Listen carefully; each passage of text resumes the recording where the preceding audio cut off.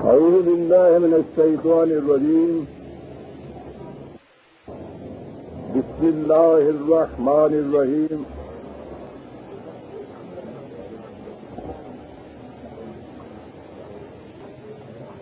جو موضوع ہمارے سامنے آتا ہے وہ جہاں بے حد اہم ہے اس کے ساتھ ہی اتنا ہی نازک بھی ہے. اس لیے یہ بڑے ہی غور کا محتاج ہے.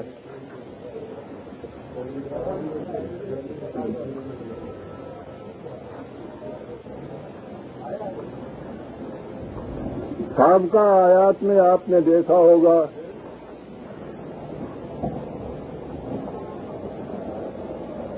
کہ پرسنل لاز سے آگے بڑھ کر بات اسلامی نظام کی آ رہی تھی اور اس میں کہا یہ گیا تھا کہ یہ اقتدار اور اختیار، یہ حکومت کا حق، یہ در حقیقت ایک امانت ہے. یہ ان کے سپرد کرو جو اس امانت کے اہل ہوں، اور ان سے کہا گیا تھا جنہیں یہ امانت دی جائے کہ جب تم لوگوں کے معاملات کے فیصلے کرو تو وہ فیصلے عدل کے ساتھ کیا کرو. اور عدل کی ڈیفینیشن قرآن نے دی تھی وہ قوانین جو قرآن کریم کی حدود کے اندر رہ کر بنائے جائیں. یہ ہے اسلام کا اساسی نظام.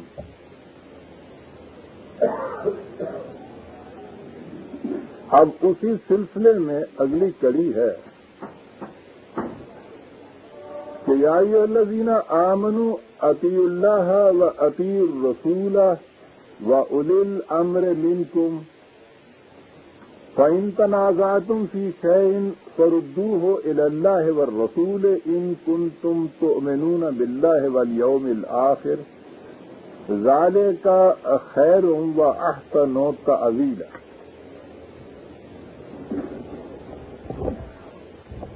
یہ آیہ جلیلہ بنیاد ہے اسلامی حکومت کی، اسلامی نظام کی.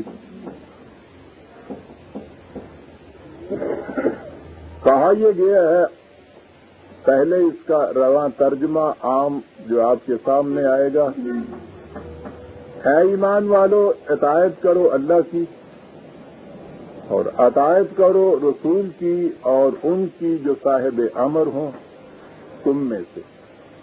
پھر اگر کسی معاملے میں تمہیں اختلاف ہو، تنازع ہو، ڈفرنس ہو تو اسے اللہ اور رسول کی طرف ریفر کرو، اور یہی اس چیز کی دلیل ہوگی کہ تمہیں خدا اور آخرت پر ایمان ہے.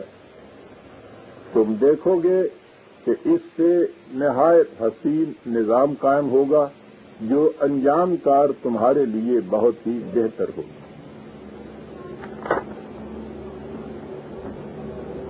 اطاعت کرو اللہ کی اور اطاعت کرو رسول کی اور ان لوگوں کی جو صاحب امر ہوں. اب یہاں بظاہر دو اطاعتیں نظر آتی ہیں، اللہ کی اطاعت اور اللہ کے رسول کی اطاعت، اور تیسری بلکہ اطاعت اس میں آ رہی ہے اولی الامر جو ہیں ان کی بھی اطاعت.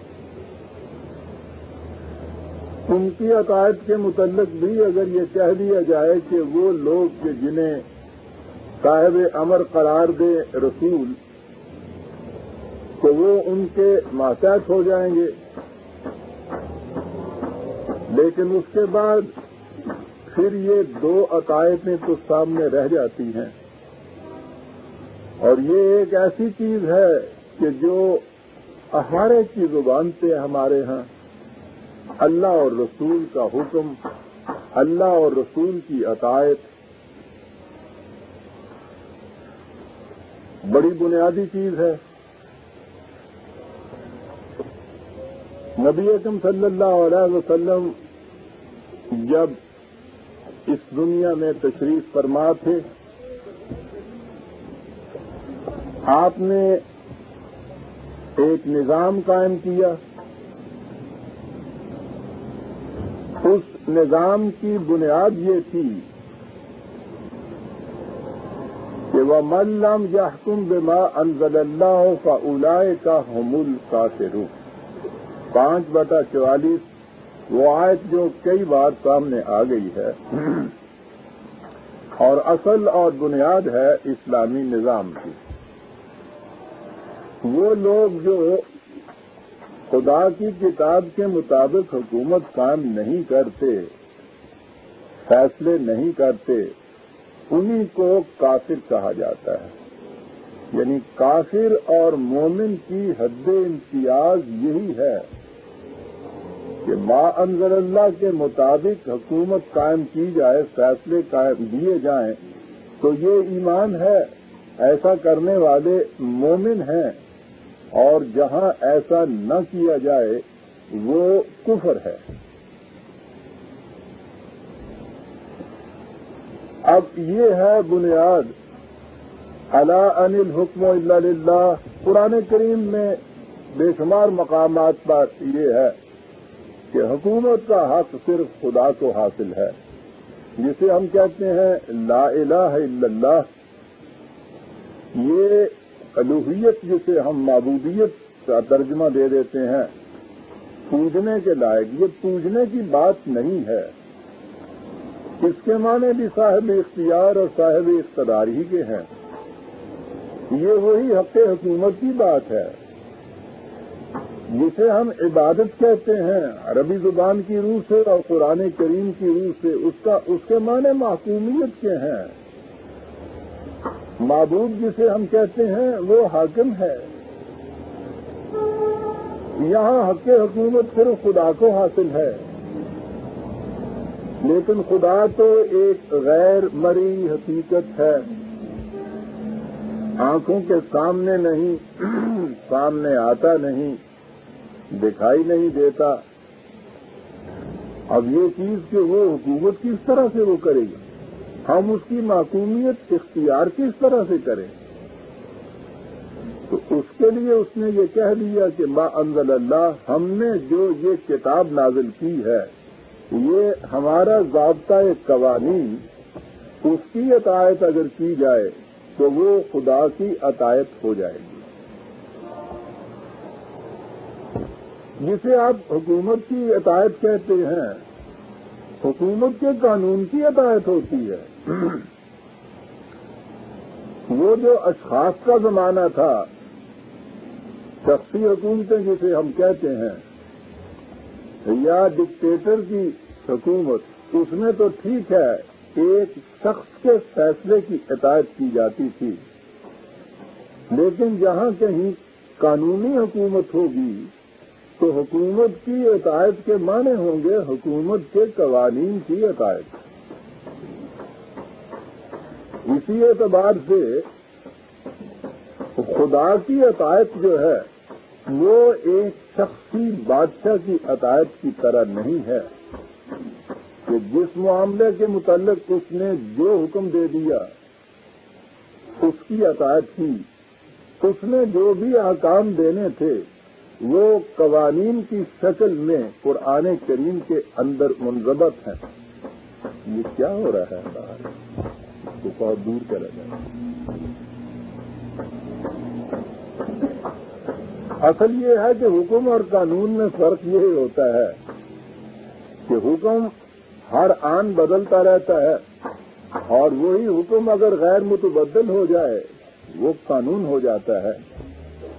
اس میں ایک امن کی صورت ہو جاتی ہے، ہر شخص کو یہ پتہ ہے کہ فلاں معاملے کا یہ فیصلہ ہے، یہ حکم ہے، یہ قانون ہے، اگر ایسا کیا گیا تو اس کے متعلق یہ ہوگا۔ اور یہ بدلا نہیں جائے گا۔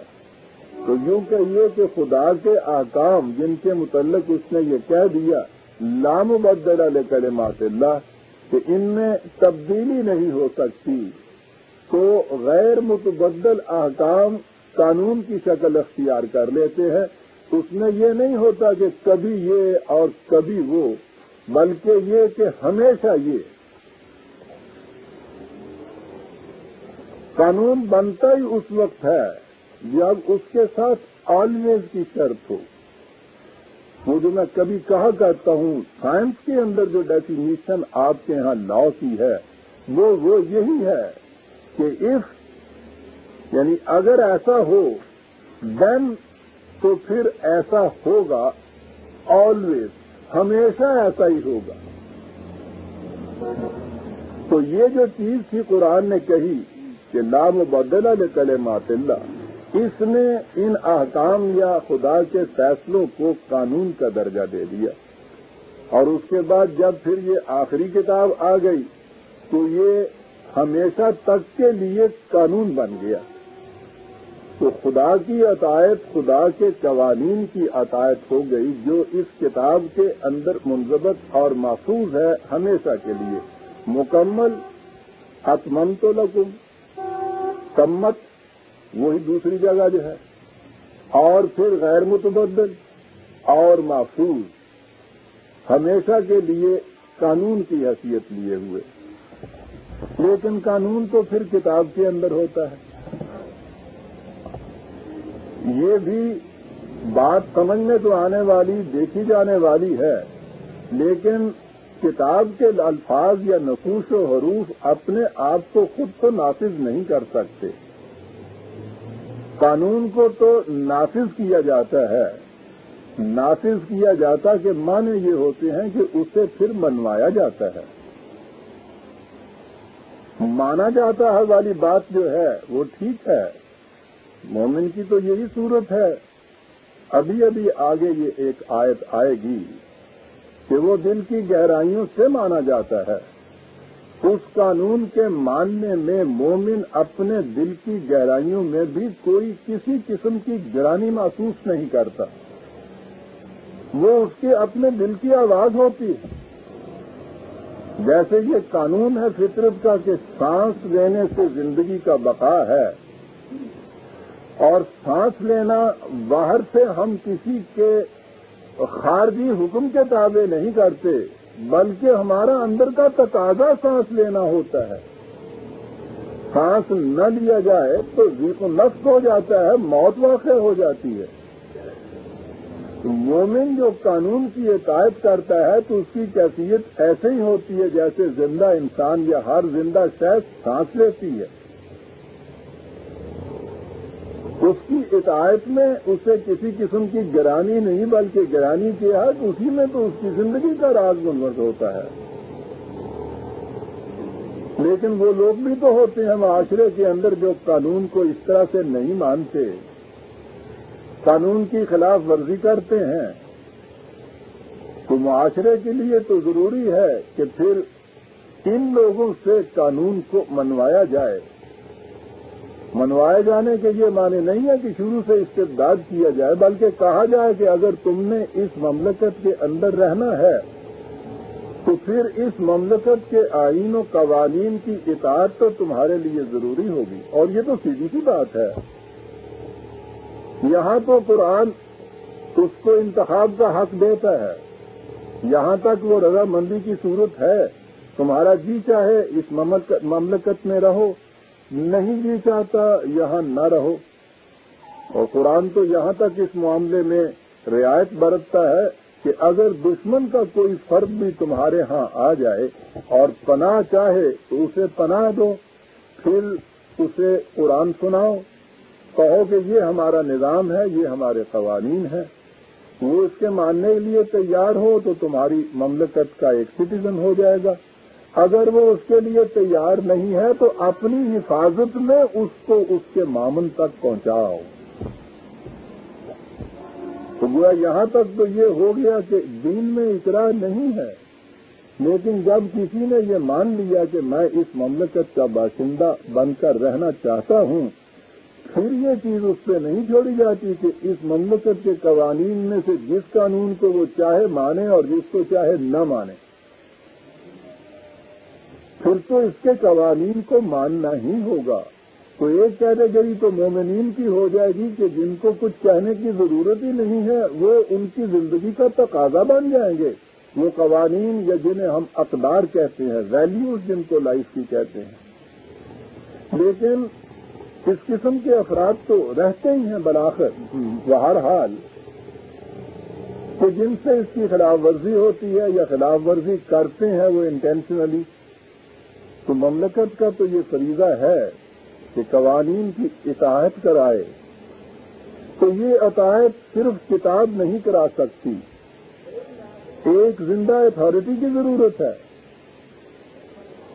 جو ان کی اطاعت کرائے، یعنی معصومیت تو خدا ہی کی اختیار کی جائے گی اس کے ضابطۂ قانون کی روح سے، لیکن ایک نافذ کرنے والی اتھارٹی کی ضرورت ہوتی ہے اس کے لیے۔ یہ دین بنتا اسی طرح سے ہے، یہ نظام نہ رہے تو وہ مذہب ہو جاتا ہے، اپنے اپنے طور پر کسی نے کسی طرح مان لیا، کسی نے کسی طرح نہ مانا تو اس کو یہ کہہ دیا کہ بھائی وہ واز جسے آپ کہتے ہیں، سارا کچھ کہہ کہ میاں سچ بولا کرو، جھوٹ نہ بولا کرو، بددیانتی نہ کیا کرو، رشوت نہ لیا کرو، یہ کچھ کرنے کے بعد پھر یہ کہ صاحب پھر دعا کیجئے کہ اللہ تعالیٰ ہمیں توفیق عطا فرمائے کہ آمین کے اوپر چلے، آمین۔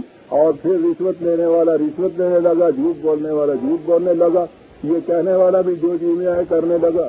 یہ مذہب ہوتا ہے، دین یہ ہوتا ہے کہ یہ قانون ہے، پہلے سوچ لو، سمجھ لو، دیکھ لو، بھال۔ اگر اس کے مطابق زندگی بسر کرنی ہے، اس مملکت کے شہری کی حیثیت سے رہنا ہوگا، اور پھر یہ اختیار نہیں ہے کہ جس قانون کو جی چاہا مانا، جس کو جی چاہا نہ مانا۔ تو اس کے لیے ایک زندہ اتھارٹی کی ضرورت ہوتی ہے۔ یہ ہے دین کا نظام، خدا کی معصومیت اس کی کتاب کی شکل سے۔ یہ وہ چیز ہوگی کہ جو معاذ اللہ کے مطابق حکومت قائم نہیں کرتے، یہی لوگ ہیں کہ جنہیں کافر کہا جاتا ہے۔ اور اس کتاب کے اندر قانون آئے تو ایک زندہ اتھارٹی کہ جو ان قوانین کی اطاعت کرائے۔ اب یہ جو پہلی اتھارٹی اسلام میں آئی وہ خود نبی اکرم صلی اللہ علیہ وسلم کی ذات گرامی، ایک نظام کی مرکزی ایک اتھارٹی۔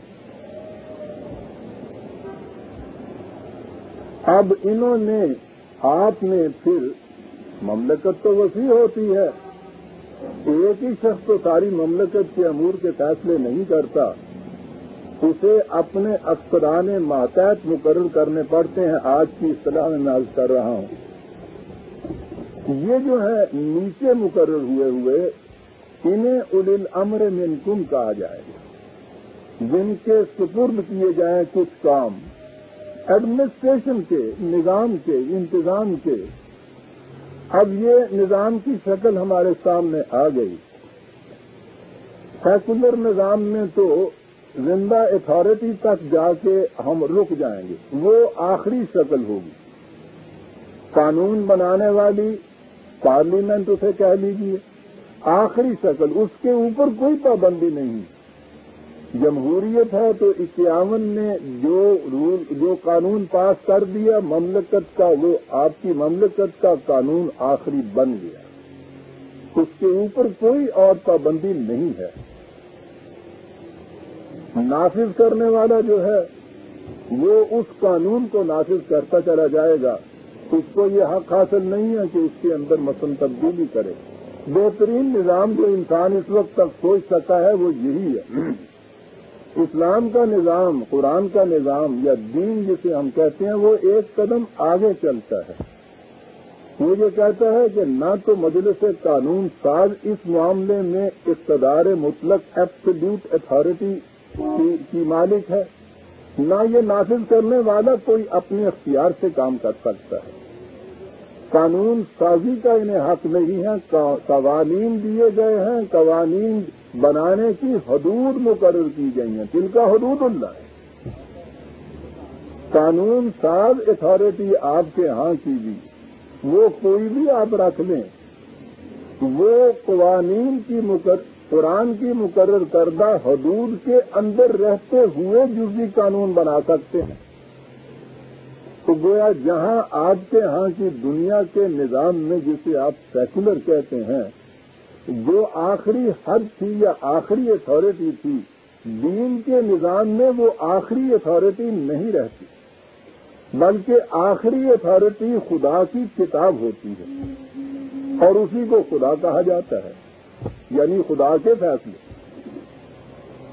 اس پابندی کے تابع جو نظام رہے گا اسے تو آپ اسلامی نظام یا اسلامی حکومت کہیں گے. اس میں جسے آپ کہتے ہیں نا ساورنٹی، وہ ساورنٹی جو ہے وہ یہاں نہ پارلیمنٹ کو حاصل ہوتی ہے نہ کسی ایک فرد کو حاصل ہوتی ہے. اور یہ جو ہمارے ہاں بھی دیکھا دیکھی مغرب کی، ہمارے ہاں تو سلوگن چلتے ہیں کہ صاحب اقتدار جو ہے وہ عوام کو حاصل ہے. مغرب کی نقالی ہے، وہاں کا جو جمہوریت کا ڈیموکریسی کا ایک آئین ہے یہ اس کی نقالی ہے. وہ اس سے آگے جا ہی نہیں سکتے تھے کہ ایک فرد کا حق اقتدار جو ہے اس کو چھین کے وہ کہہ دیا جائے کہ یہ عوام کو حاصل ہے. اور اس کی پھر مشینری آپ کے ہاں ڈیموکریسی کی یا جمہوریت کی یہ ہوئی کہ الیکشن کے ذریعے سے عوام اپنے نمائندوں کو چنے اور وہ پارلیمنٹ میں جا کر جو وہ قانون بنا دیں انہیں سمجھا جائے کہ یہ عوام کے قوانین ہیں.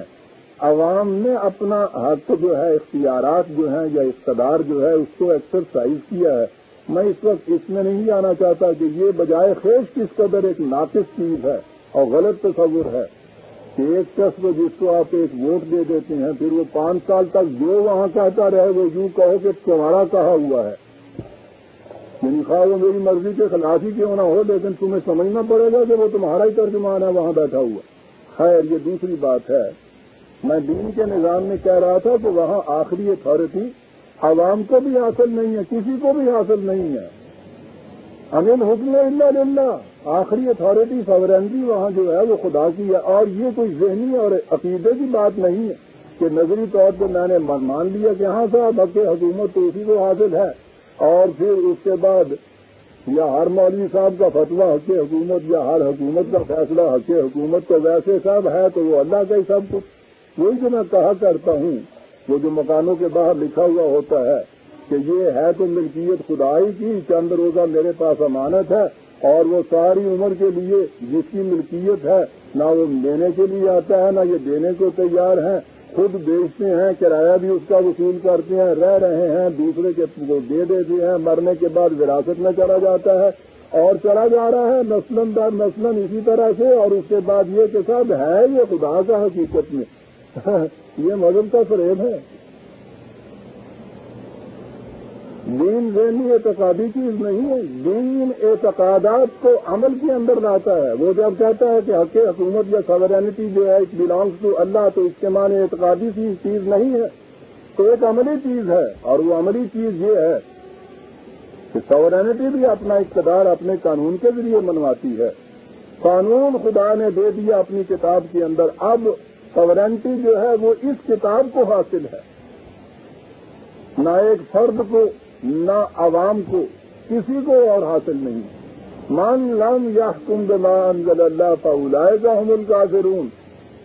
کفر اور ایمان کا تمیز حد امتیاز یہ ہے، لیکن اس کو نافذ کرنے والی ایک اتھارٹی کی ضرورت ہے. ساورینٹی اس اتھارٹی کو بھی حاصل نہیں ہوگی، خواہ وہ آپ کی جمہوریت کی پارلیمان ہو یا کوئی ڈکٹیٹر ہو یا ملوکیت ہو، اس کو بھی یہ حاصل نہیں ہوگی. وہ صرف اس کو نافذ کرنے کی اتھارٹی ہوگا. نبی اکرم صلی اللہ علیہ وسلم نے سب سے پہلے اس مملکت کو قائم فرمایا. تو اب یہ جو چیز ہے کہ یہ عملاً خدا کی معصومیت کیسے اختیار کی جائے. میں نے عرض کیا ہے کہ بے شمار آیات نے براہ راست کہا ہے کہ حکومت خدا کی، بے شمار آیات نے یہ کہا ہے کہ حکومت خدا کی کتاب کی. ایک ہی بات ہے. اب اگلی جو چیز ہے کہ نظام کے اندر مملکت کے اندر یہ جو معصومیت ہے خدا کی کتاب کی، اس کی عملی شکل کیا ہوگی. انفرادی چیز تو ہے نہیں کہ اپنے اپنے طور پہ یہ کر لی جائے گی۔ عملی شکل یہ ہوگی کہ یہ نظام قائم کرنے والی، آج کی اصطلاح میں اسے حکومت کہیے، نظام کہیے، یہ ایک نظام ہوگا۔ نظام میں تو بالآخر ایک فائنل اتھارٹی ہوگی آپ کے لیے، اس کے بغیر تو چارہ نہیں ہے۔ اس مملکت میں جو نبی اکرم صلی اللہ علیہ وسلم نے سب سے پہلے قائم فرمائی، جسے اسلامی نظام، اسلامی حکومت، حکومت خداوندی کچھ کہہ لیجیے، اس کی فائنل اتھارٹی عملاً جو تھی وہ اس مملکت کی فائنل اتھارٹی، آخری اختیار رکھنے والی ذات، وہ خود نبی اکرم صلی اللہ علیہ وسلم کی ذات گرامی تھی، اور ظاہر ہے کہ حضور کی موجودگی میں کوئی دوسرا ہو ہی نہیں سکتا، کیونکہ شرط تو اس کی یہ ہے کہ ان اکرمکم عند اللہ اتقاکم، تم میں سے جو سب سے زیادہ قوانین خداوندی کی اطاعت کرنے والا ہوگا اسے یہ حق حاصل ہے کہ وہ سب سے زیادہ واجب العزت ہو۔ تو حضور کی موجودگی میں اور کون ایسا ہو سکتا تھا؟ یہ تھی وہ شکل جو اس نظام کی قائم ہوئی۔ اب اس میں خود نبی اکرم صلی اللہ علیہ وسلم سے بھی یہ چیز کہہ دی گئی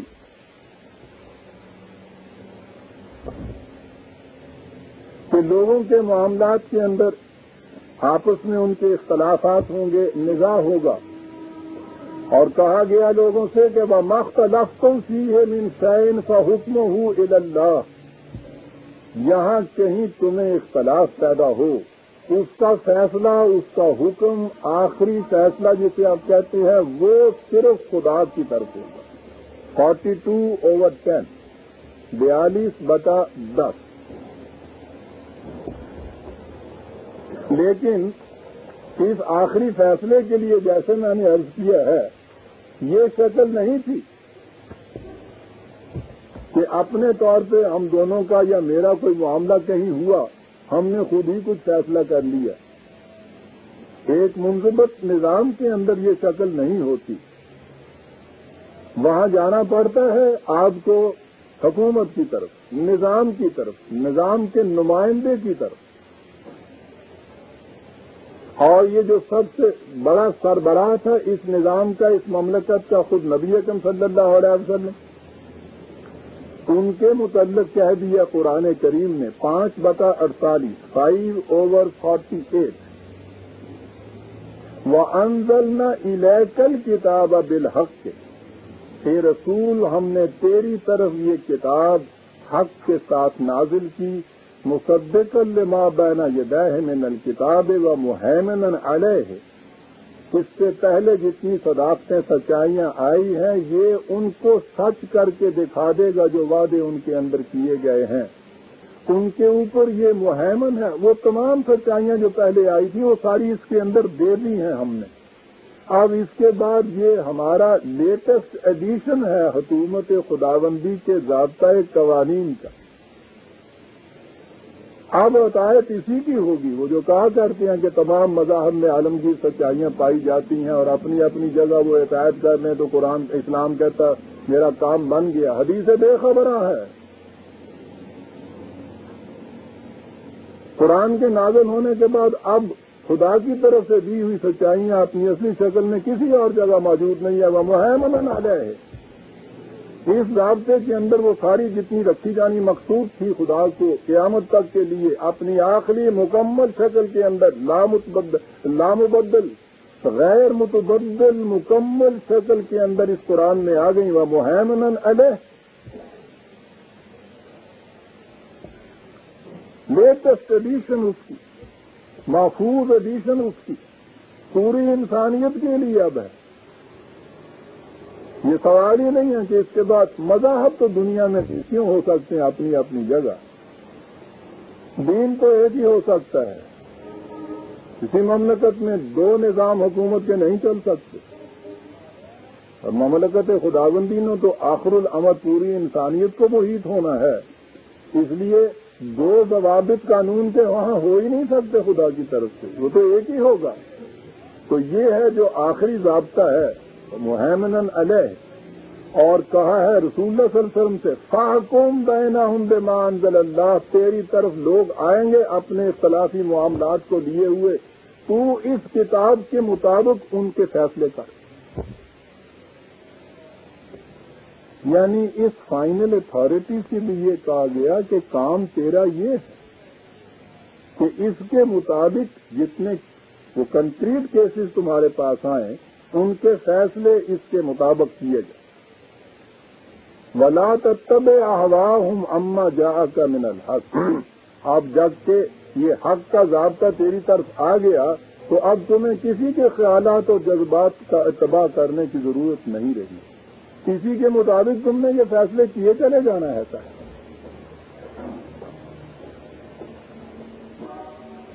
یہ تھا وہ نظام جو نبی اکرم صلی اللہ علیہ وسلم نے قائم فرمایا۔ اب اس نظام کے تابع جیسا میں نے ابھی عرض کیا، یہ تو ایک سینٹرل اتھارٹی ہوئی، یہ مرکز ہوئے اس مملکت کے نظام میں، تو پھر نیچے افسران ماتحت بھی ہوتے ہیں وَأُولِي الْأَمْرِ مِنْكُمْ، اور تم میں سے جنہیں کسی حد تک یہ اختیارات ڈیلیگیٹ کیے جائیں، سونپے جائیں، افسران ماتحت ہوں، ان کی بھی اطاعت کرو، اس فرض کے ساتھ نیچے کی عدالتوں کی اپیل اوپر کی عدالت میں جا کے ہوتی ہے، لیکن مملکت میں ایک آخری عدالت ہوتی ہے، ایک آخری اتھارٹی ہوتی ہے کہ پھر جس کی آگے اپیل نہیں ہو سکتی۔ یہ تو ہونی چاہیے، کہیں تو یہ سلسلہ لامنتہا تو ہو نہیں سکتا۔ کہا کہ یہ جو ماتحت عدالتیں یا ماتحت حکام ہیں، یہ جنہیں اولو الامر منکم کہا گیا ہے، فَإِن تَنَازَعْتُمْ فِي شَيْءٍ، ان کے ساتھ کسی معاملے کے اندر اگر اختلاف ہو جائے، تم اس کے کسی فیصلے سے مطمئن نہ ہو، اس کے لیے اپیل کا حق ہم نے رکھ دیا ہے، اس کی طرف فَرُدُّوهُ إِلَى اللَّهِ وَالرَّسُولِ، تو تم اسے اللہ اور رسول کی طرف لوٹاؤ۔ میں ابھی تک یہ دونوں لفظ استعمال کیے جا رہا ہوں، یعنی یہ جو فائنل اتھارٹی ہے اس اسٹیٹ کی، اس مملکت کی، اس نظام کی، ماتحت عدالتیں یا افسران ماتحت کے فیصلوں کے خلاف اپیل کی جائے گی، کی جا سکتی ہے اس فائنل اتھارٹی کی طرف، اور یہ اتھارٹی جب فائنل کہیں گے تو اس کے بعد تو پھر کہیں اور اپیل نہیں کی جا سکے گی۔ یہ آخری اتھارٹی جو ہمارے ہاں ہوئی، اس کے لیے قرآن کریم نے اللہ اور رسول کے الفاظ جو ہیں یہ استعمال کیے۔ ابھی میں عرض کروں گا، مختلف مقامات میں قرآن کریم نے اللہ اور رسول کے الفاظ استعمال کیے ہیں، اور اس کے لیے جو ضمیر استعمال کی ہے، پروناؤن اس کے لیے استعمال کیا ہے، وہ واحد استعمال کیا ہے، دو نہیں۔ حالانکہ عربی زبان میں دو کے لیے الگ ہوتا ہے اور جمع کے لیے الگ ہوتا ہے، واحد کے لیے ایک ہوتا ہے۔ اسے ہمیشہ ایک چیز کہا ہے قرآن نے۔ جیسے آپ حکومت جب کہیں گے تو حکومت کے اندر تو آپ دیکھتے ہیں کتنے افسر شامل ہوتے ہیں، اوپر سے نیچے تک، پریزیڈنٹ سے لے کے نیچے تک سینکڑوں ہزاروں لاکھوں کی تعداد میں ہوتے ہیں۔ کہا یہی جاتا ہے کہ حکومت کا فیصلہ یہ ہے، اس معاملے میں حکومت کی طرف رجوع کرو۔ نظام ہمیشہ ایک واحد ایک یونٹ ہوتا ہے۔ قرآن کریم نے بھی یہ الفاظ استعمال کر کے جہاں جہاں ضرورت پڑی ہے اس کی جگہ ضمیر لانے کی یا ورب لانے کی، فعل لانے کی، تو عربی زبان میں تو جو فعل ہوتا ہے فاعل کے ماتحت اس کے اوپر بھی اثر پڑتا ہے، ایک کے لیے اور انداز ہوتا ہے، دو کے لیے اور ہوتا ہے، جمع کے لیے اور ہوتا ہے۔ اسے ہمیشہ واحد کے سیغے میں قرآن نے یہ بیان کیا، تو یہ نظر آتا ہے کہ یہ دو چیزیں نہیں تھیں۔ اور جب رسول سے یہ کہا گیا صلی اللہ علیہ وسلم کہ تیری طرف جب یہ لوگ اپنے معاملات آئیں تو کتاب اللہ کے مطابق ان میں فیصلے کیا کر، تو فیصلے کا جو حق ہے وہ تو کتاب اللہ کو دیا، فیصلہ اس کے مطابق کرنے والی اتھارٹی ہے کہ جو رسول کو قرآن کریم نے متعین فرمایا۔ بات یہاں تک بالکل واضح ہے۔ ایک نظام جس میں خدا کی کتاب کے مطابق فیصلے کرانے کے لیے اس مملکت کے نظام کی طرف رجوع کرنا تھا، سب سے پہلے افسران ماتحت کی طرف۔ ان سے اگر آپ مطمئن نہیں ان کے فیصلے سے تو آپ اپیل کر سکتے ہیں جو ہائیسٹ اتھارٹی ہے اس کی طرف، اور مملکت کی ہائیسٹ اتھارٹی ہے خود ذات رسالت مآب صلی اللہ علیہ وسلم۔ لیکن قرآن نے یہ بتانے کے لیے کہ یہ عطایت یا یہ معصومیت یہ اس رسول کی بھی نہیں ہے، کیونکہ کہا یہ گیا تھا کہ ان الحکم الا للہ، حق حکومت تو صرف خدا کو حاصل ہے۔ اس لیے یہ ساتھ یہ چیز کہی کہ وہ عطایت خدا کی عطایت جو اس رسول کی وساطت سے کی جائے گی، جو اس کی حکومت کا سب سے بڑا اختیار اعلیٰ رکھنے والا ہے، یہ ہے وہ چیز کہ اکیلے خدا کی عطایت کی جائے گی تو بات کنکریٹ طور پہ سمجھ میں نہیں آئے گی کہ کیسے کی جائے وہ عطایت۔ مذہب بن جائے گا وہ اپنے اپنے طور پہ عطایت کرنے کی۔ تنہا اگر رسول کے متعلق کہا جائے گا تو اس میں پھر خدا نکل جاتا ہے، فائنل اتھارٹی وہ رہ جاتی، اور رسول کتنی بھی عمر اس کی کیوں نہ ہو، بہرحال اس دنیا سے تو اس نے چلے جانا ہے، تو پھر کیا ہو؟ کیا یہ نظام ختم ہو جائے گا اس کے بعد؟ اس لیے ہر جگہ خدا نے یہ تصور بالکل واضح کیا کہ معصومیت تو خدا کی اختیار کی جائے گی، اس معصومیت کی شکل یہ ہوگی خدا کی معصومیت، خدا کی کتاب کے مطابق جسے عملاً اس کا یہ رسول اس مملکت میں نافذ کر رہا ہے۔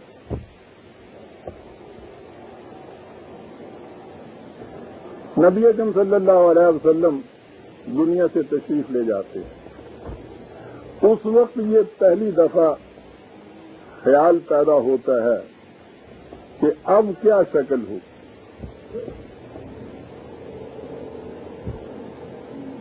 جہاں یہ تصور تھا کہ یہ تو رسول ہی تھا، یہی شخصیت تھی کہ جس کے ساتھ یہ مذہب قائم تھا۔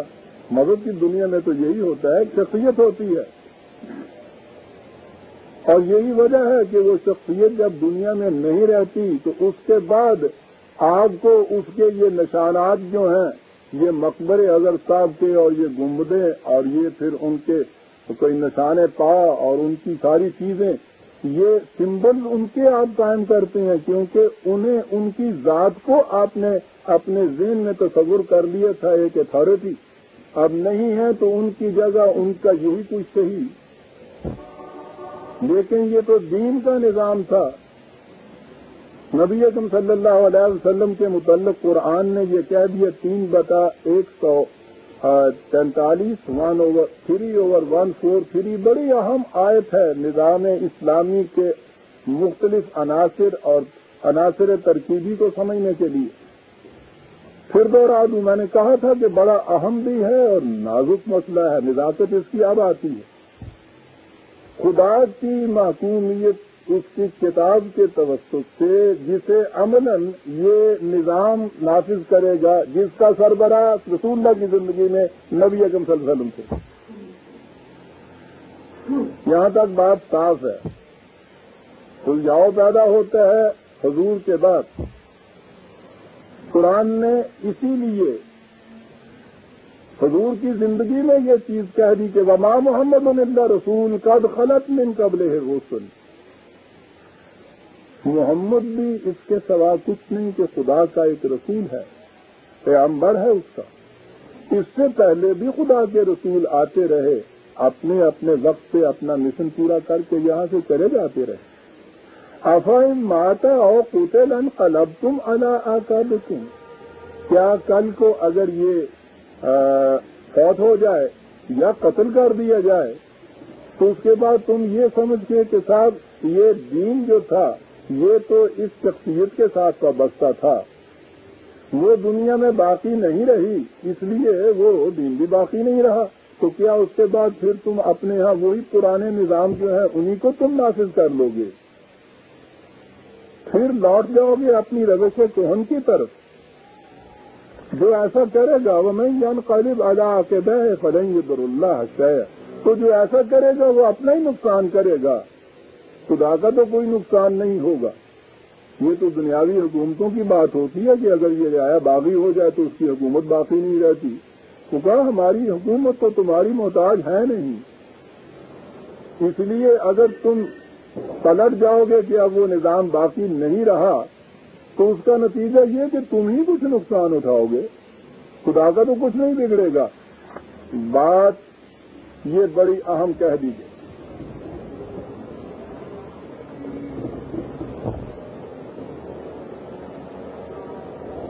انسان کی بے بسی بھی عجیب چیز ہے. آئینی کچھ نہیں مکھی وقت بات کر دی ہے.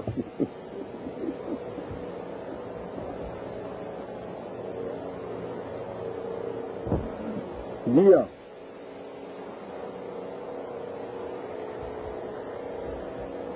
تاریخ ہمیں بتاتی ہے کہ حضور کے 10 پروردگان جو تھے رضی اللہ تعالیٰ عنہم، وہ اس نظام کو کیسا سمجھے تھے.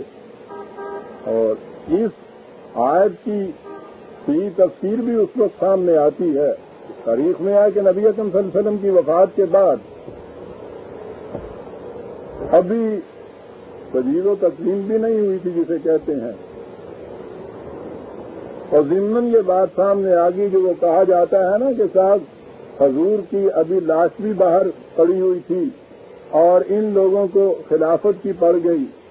یہ جا کے وہ اپنے لیے یہ طے کرنے لگ جائے کہ خلیفہ کون ہوگا. اتنا بھی انہوں نے نہیں کیا کہ پہلے ان کو دفن کیا جائے. یہیں سے تو بات سمجھ میں آتی ہے کہ وہ لوگ کس طرح دین کی حقیقت سے واقف تھے، اور اگر وہ واقف نہ ہوتے تو اور کون واقف ہوتا. انہیں پتا تھا کہ دین کا نظام ایک لمحے کے لیے بھی زندہ اتھارٹی کے بغیر قائم نہیں رہ سکتا، کیونکہ جہاں کوئی اختلاف ہوا وہ اس کا فیصلہ اس اتھارٹی نے کرنا ہے. اس لیے حضور کے دم واپسی کے بعد سب سے پہلا کام امت کے لیے یہ تھا کہ وہ یہ طے کرتے کہ یہ نظام آگے کیسے چلے گا. جسے کہتے ہیں آپ کے یہاں جو انتخاب ہے خلافت کا، اور اس کا عملی ثبوت مل گیا کہ یہ کرنے کے بعد جب یہ آئے تو پہلے یہ بات سامنے آ گئی کہ حضور کو کہاں دفن کیا جائے، اور اس میں اختلافات ہو گیا آپس میں. اور اگر یہ اختلاف مٹانے والی اتھارٹی پہلے سے طے شدہ نہ ہوتی، اسی اختلاف پہ آپ دیکھتے کہ بات کہاں چلتی. آپ نے دیکھا ہے نا کہ آپ کے ہاں جنازے کے بعد جب وہ اختلاف مٹانے والی اتھارٹی نہیں ہوتی تو جمہوریت کیا ناچ نچایا کرتی ہے. تو مردے کے دفن کرنے میں کتنا وقت لگ جاتا ہے. قبر 2 بالش کم ہے، چوڑی تھوڑی ہے، گہری بڑی ہے، اینٹیں نہیں، وہ کہتا سرکنڈا ڈالو، وہ کہتا تختے ڈالو، وہ کہتا خلاف شریعت ہے، وہ کہتا ہمارے ہاں جائز ہے. چلا ہوا ہے. اس لیے کہ وہ ایک بزرگ خاندان بھی اس میں نہیں ہے کہ جو یہ کہے کہ یہ اس کے مطابق یوں ہوگا. یہ وہاں ایشو یہ ہو گیا سب سے پہلے کہ حضور کو دفن کہاں کیا جائے گا. انہوں نے کہا کہ خلیفہ سے پوچھو. ان کے ذہن میں تو جب یہ چیز ذہن میں پیدا ہوئی کہ حضور کے بعد یہ نظام کا کیا بنے گا، تاریخ ہمیں بتاتی ہے کیا بات تھی ان لوگوں کی کہ وہ جو حضور کے بعد سب سے پہلے ان کے جانشین ہوئے حضرت ابوبکر صدیق رضی اللہ تعالیٰ عنہ، انہوں نے کھڑے ہو کے ممبر کے اوپر کہا کہ اس میں کسی اضطراب کی ضرورت ہی نہیں ہے، اس میں پریشانی کی بات ہی نہیں ہے. اس کے لیے تو خود خدا نے ہمیں پہلے ہدایت دے دی ہوئی ہے، اس کے لیے ہمارے پاس ایک ریگولیشن موجود ہے. اور آپ نے یہ آیت وہاں تلاوت فرمائی اور یہ کہا کہ ما محمد الا رسول قد خلت من قبلہ الرسل. تو یہ تو خدا نے کہہ دیا تھا کہ تبھی زندگی ہے آپ کی، تبھی زندگی کے بعد آپ نے یہاں سے چلے جانا ہے. اور کہا تھا کہ کیا اس کے بعد تم سمجھو گے کہ اب یہ وفات پا گئے اس لیے وہ نظام جو تھا ہمارا ختم ہو گیا. پتن نہیں. اور اس کے بعد ہیں وہ حضرت ابوبکر صدیق کے وہ فکرے کہ بات یاد رکھو کہ جو تو محمد کی معصومیت اختیار کیے ہوئے تھا صلی اللہ علیہ وسلم، وہ یہ سمجھ لے کہ اس کا حاکم یا معبود واقعی مر گیا، اور جو خدا کی معصومیت اختیار کیے ہوئے تھا اسے جاننا چاہیے کہ وہ حی لا یموت ہے، وہ کبھی نہیں مر سکتا۔ وہ کس طرح سے زندہ ہے؟ اس زندگی کا ثبوت نبی اکرم صلی اللہ علیہ وسلم کے مرض الموت میں جو واقعہ ہمارے ہاں تاریخ میں ملتا ہے، وہ جو کہتے ہیں کہ حضور نے فرمایا کہ کاغذ قلم دوات لائیے اور میں کچھ لکھ کے دوں، میں اس تفصیل میں نہیں جانا چاہتا۔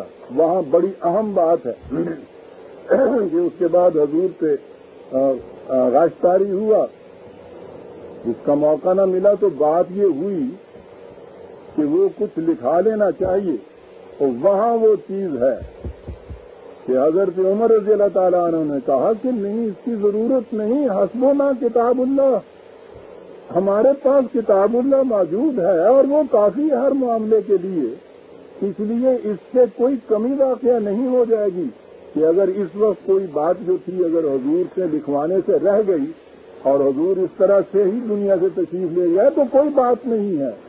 حسبنا کتاب اللہ، یہ لوگ تھے، انہیں پتا تھا کہ شخصیتوں کے چلے جانے سے کوئی کمی واقعہ نہیں ہوتی، کتاب اللہ ہے جو ہمارے ہاں باقی ہے۔ انہوں نے یہ بات کہی اور یہ پہلے ہی جانشین نے یہ بات کہہ دی کہ جو تو یہ سمجھتا تھا کہ اس شخصیت کے ساتھ وابستہ تھی یہ سارا نظام، ساری حکومت، تو وہ تو سمجھ لے کہ واقعہ بات ختم ہو گئی، اور جو سمجھتا تھا کہ نہیں یہ تو خدا کی معصومیت ہے تو خدا تو زندہ ہے، لا یموت ہے، کس شکل کے اندر ہمارے لیے زندہ ہے؟ حسبنا کتاب اللہ، اس کی کتاب زندہ اور پائندہ ہے، وہ اس نے محفوظ رکھی ہوئی ہے۔ اس لیے ہمارے ہاں کسی چیز کی کمی نہیں ہوئی۔ نظام میں آخری اتھارٹی کی ضرورت تھی نا، آخری اتھارٹی رسول اللہ کے بعد تم لوگوں نے خود منتخب کر کے ایک اتھارٹی اپنے یہاں سے چن لی، اب آخری اتھارٹی آ گئی۔ چنانچہ جس نہج سے وہ پہلے نظام چلتا تھا اسی نہج سے یہ نظام چلتا رہا، اس میں کوئی فرق نہیں آیا۔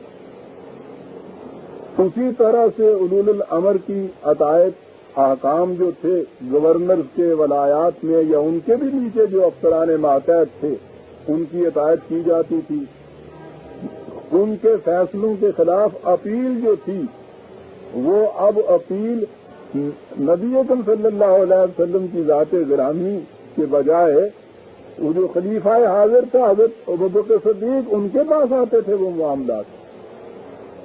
یہ جو فیصلے دیتے تھے فیصلے یہ ہو جاتے تھے وہی جسے قرآن نے خدا اور رسول کی عطایت کا فیصلہ کہا ہے۔ حضرت ابوبکر صدیق کے فیصلے ان کے اپنے ذاتی فیصلے نہیں تھے۔ اس نظام میں ذاتی فیصلے کرنے کا مجاز تو کوئی ہے ہی نہیں۔ جب رسول اللہ صلی اللہ علیہ وسلم سے یہ کہہ دیا گیا کہ تیرے پاس لوگ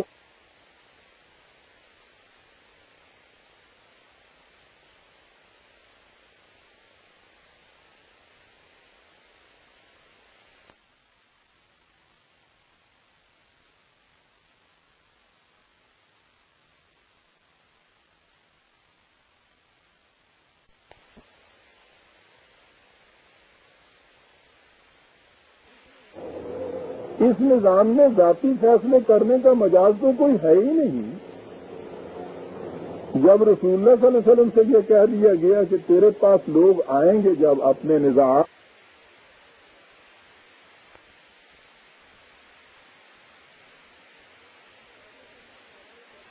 ان میں فیصلے کر دیا کرو، خدا کی کتاب موجود، فیصلے کرنے والی ایک اتھارٹی موجود، نظام میں کمی کس چیز کی آئے گی؟ یہ تھا جو نظام آگے چلا۔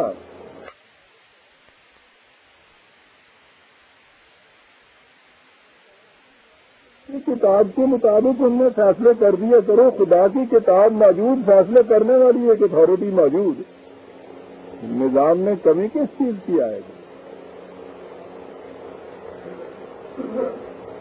یہ تھا جو نظام آگے چلا. یوں خدا اور رسول کی اطاعت ہوتی گئی آگے, کوئی کمی محسوس نہیں ہوئی. تو یہ سلسلہ جاری رہا. یہ صحیح نمائندے یا جانشین نبی اکرم صلی اللہ علیہ وسلم کی جب تک کتاب اللہ کے مطابق فیصلے ہوتے رہے, اس نظام میں وہ کسی نے بھی فیصلے کیے, خدا کی اطاعت, خدا کی معبودیت, خدا کی محکومیت کا نظام قائم رہا. یہاں کسی نے اس چیز کو مس نہیں کیا کہ صاحب ایک چیز تو اس کے ساتھ اطاعت رسول بھی تھی, اور وہ کس طرح سے کی جائے. انہیں معلوم تھا کہ یہی مقصد اس زمانے میں تھا, وہی مقصد اب پورا ہو رہا ہے. اس مملکت خداوندی کی جو سینٹرل اتھارٹی ہے, اس کی اطاعت جو وہ خدا کی کتاب کے مطابق کرائے, یہ ہے اطاعت جو مقصود ہے حقیقت. اور یہ نظام اس طرح سے قائم رہا. میں نے عرض کیا ہے کہ کسی نے یہ سوال ہی نہیں اٹھایا اس دوران میں. جب یہ نظام ٹوٹ گیا اور اس کے بعد ملوکیت آپ کے ہاں آ گئی, اس ملوکیت میں وہ ملوکیت ہے آپ کے ہاں, اسے کچھ کہیے. اصل میں آج کی اصطلاح میں سیکولر گورنمنٹ اسے کہا جاتا ہے. سیکولر نظام جو قائم ہوا آپ کے ہاں, تو اس میں مملکت کے امور جو تھے وہ تو حکومت نے لے لیے, اور قوانین خداوندی کے 2 ٹکڑے کر دیے گئے. پرسنل لاز اور پبلک لاز الگ الگ کیے گئے. سب سے پہلا شرک ہے جو دین کے اندر ہوا ہے. قرآن کی روح سے نہ انسانی ذات کے 2 حصے کیے جا سکتے ہیں, نہ اس کی زندگی کے معاملات کو یوں بانٹا جا سکتا ہے. یہاں پبلک اور پرائیویٹ کا کوئی کوشچن ہی نہیں ہے سر. یہاں پرسنل لاز اور پبلک لاز الگ الگ ہیں ہی نہیں. اسی قرآن میں پرسنل لاز ہیں, اسی قرآن میں پبلک لاز ہیں. وہی معاملہ میاں بیوی کے اندر ہوتا ہے تو آپ کی اصطلاح میں اسے پرسنل کہا جاتا ہے, ہمسائے کے ساتھ ہوتا ہے, پبلک کیا دیتے ہیں اس کو آپ. یہ اس زمانے میں تفریق ہوئی, تفریق کی گئی بڑی گہری سوچ کے بعد. یہ مملکت کا استبداد قائم نہیں رہ سکتا تاوقت سے کہ اس کو مذہبی پیشوائیت کی تائید حاصل نہ ہو. فرعون کی فرعونیت حامان کے زور پہ چلتی ہے. قرآن نے حامان کے جنود کہا ہے. فرعون کے بھی لشکر تھے, لیکن اس کی تقویت کا راز جنود کے لشکروں, حامان کے لشکروں کے اندر تھا. یہی وجہ ہے کہ جب وہ حضرت موسیٰ علیہ السلام کی ضرب کلیمی سے اس نے سمجھا میں عاجز آ رہا ہوں, آپ پیچھے ہٹ گیا اور بلا بھیجا ان تمام مذہبی پیشوائیت والوں کو, حامان کے جنود کو, کہ آؤ تم نپٹو, یہ کچھ خدا کی بات کر رہا ہے, تمہارے معاملے کی بات آ گئی ہے. اور لوگوں کو بلا لیا کہ دیکھو تمہارے بزرگوں کے خلاف یہ کیا کہہ رہا ہے, تمہارے معبودوں کے خلاف کیا کہہ رہا ہے. وہی جو لیبل مذہب لگاتا ہے اور پروپیگنڈا کرتا ہے صاحب. بالکل یہی حربہ تھا. یہ ساری حکمت فرعونی ہے. سیکولر گورنمنٹ میں ہوتی حکمت فرعونی ہے. قارون سے کہا جاتا ہے کہ سمیٹ کے چلے جاؤ, تمہارے خزانے کی چابیاں بھی 40 آدمی اٹھائیں. ٹھیک ہے, حامان اس کو بھی عین مطابق شریعت بتاتا ہے, ادھر فرعون کو بھی وہ ذل اللہ بتاتا ہے. فرعون کے تو مانیں گے ذل اللہ, ان کے ہاں کا جو رب تھا راہ کا سایہ. آپ کو معلوم ہے کہ آپ کے یہاں بھی یہ تھی, السلطان ذل اللہ علی الارض, بادشاہ زمین پہ خدا کا سایہ ہے. یہ کون سایہ منواتا ہے آپ سے, کون یہ فکرے دیتا ہے آپ کو اس قسم کے گھر کے, مذہبی پیشوائیت دیتی ہے. محراب و منبر پہ کھڑے ہو کہ ان کی مملکت کی ان کی دعائیں مانگی جاتی ہے؟ ان کو ضرورت تھی اس چیز کی کہ اس قسم کی تائید حاصل ہو، تو تائید تو بغیر رشوت کے نہیں مل سکتی۔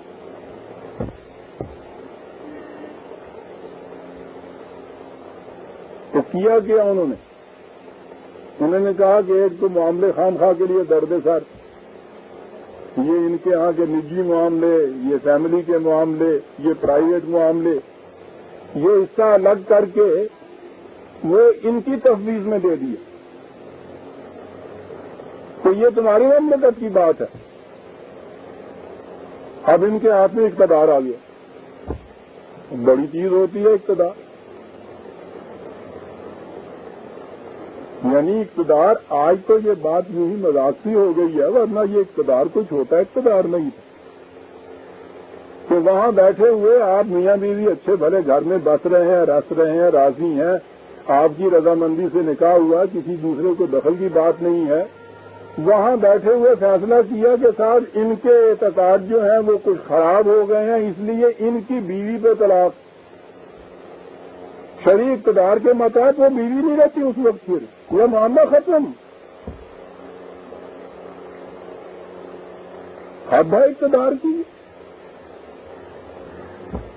یہ پرسنل معاملے بڑے پنچ کرنے والے ہوتے ہیں، اور زندگی میں ہر وقت یہ معاملے پڑتے ہیں۔ بڑے معاملوں کو تو آپ ایوارڈ بھی کر سکتے ہیں، یہ معاملات جو تھے وہ ان کے حق میں دیے۔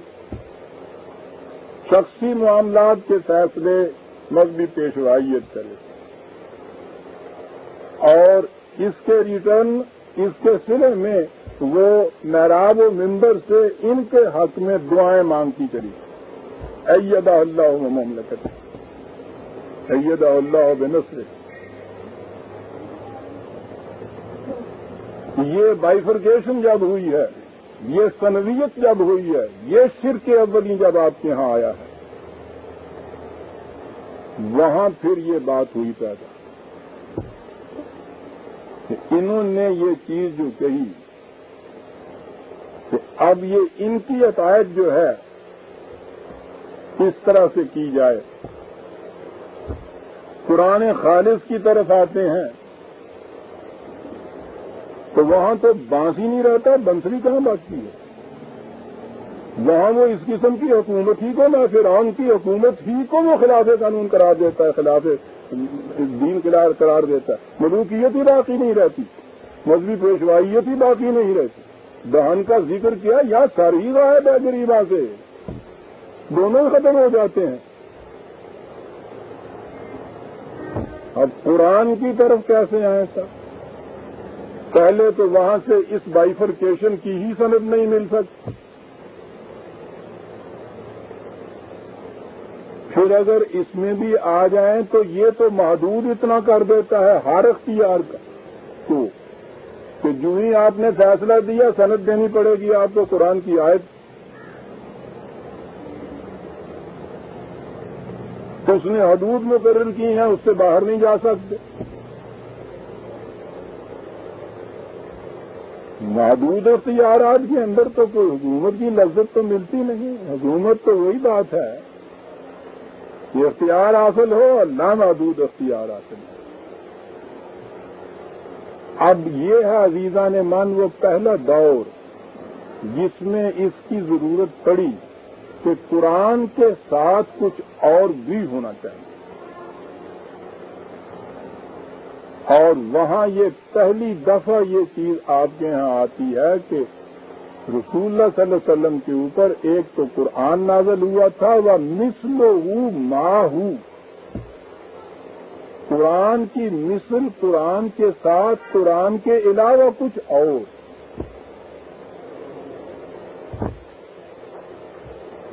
آپ نے غور فرمایا کہ وہ جو وہاں سنویت ڈوئلزم تھی، اس کے لیے یہاں آگے کس طرح سنویت پیدا ہو رہی ہے؟ قرآن کی مثل، قرآن کے ساتھ کچھ اور۔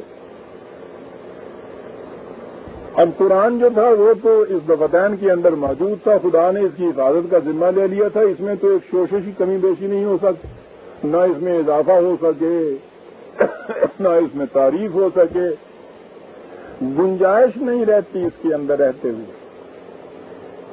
اب بات تھی اختیارات کو ذرا لامحدود کرنے کی، اس کے لیے یہ چیز ہوئی کہ صاحب یہ جو قرآن نے کہا ہے اطاعت اللہ کی اور اطاعت رسول کی، اللہ کی اطاعت تو ہوگی قرآن کے ذریعے، اب بتاؤ رسول کی اطاعت کیسے ہوگی؟ صاحب بات تو سوچنے کی ہے، نظام کا تصور تو نکال دیا گیا نا ذہن سے۔ تو اب اس کے لیے انہوں نے کہا کہ رسول خدا کی اطاعت خدا کی باتیں، قرآن ہو گیا کلمات اللہ، رسول کی اطاعت رسول کی باتوں سے جنہیں حدیث کہا جاتا ہے۔ بڑی غور طلب یہ چیز ہے کہ نبی اکرم صلی اللہ علیہ وسلم کی وفات کے بعد خلافت راشدہ بھی قائم ہے کہ جنہیں سب سے پہلے ضرورت پڑنی تھی ان کی، اگر یہ ان کی حیثیت یہی ہوتی جنہیں روایات یا حدیث کہتے ہیں، ان کے زمانے میں کہیں کوئی مجموعہ حدیث کا مرتب نہیں ہوا، یہی نہیں کہ مرتب نہیں ہوا، صحبن رہ گیا۔ اس ایشو کے اوپر ڈسکشن ہوئی ان کے ہاں، ایک خلیفے کے بعد دوسرے خلیفے کے دور میں کیبنٹ بیٹھی، مشاورت کی مجلسیں بیٹھی، مہینہ مہینہ دن تک اس کے اوپر بحث و مباحثہ ہوا کہ ہمیں یہ چیزیں اکٹھی کر لینی چاہیے۔ ہر بار یہ طے پایا کہ غلط ہے۔ پہلی امتیں تباہی اس لیے ہوئی تھیں کہ انہوں نے کتاب اللہ کے ساتھ کچھ اور شریک کر لیا تھا۔ ہم کتنی احتیاط برتیں، ہو سکتا ہے کہ آگے چل کے اس کی مستقل حیثیت کتاب اللہ کے ساتھ ہو جائے، ہمیں ایسا نہیں کرنا چاہیے۔